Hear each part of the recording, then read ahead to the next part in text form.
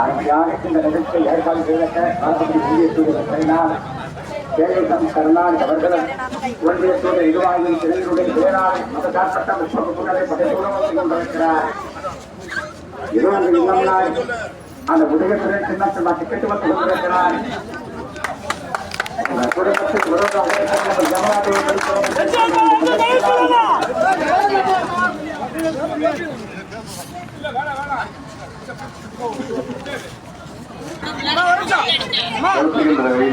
எழுச்சியான ஒரு வரவேற்பு வழங்கினதுக்கு உள்ள தாய்மாருக்கு நன்றியை நான் தெரிவிக்கிறேன்.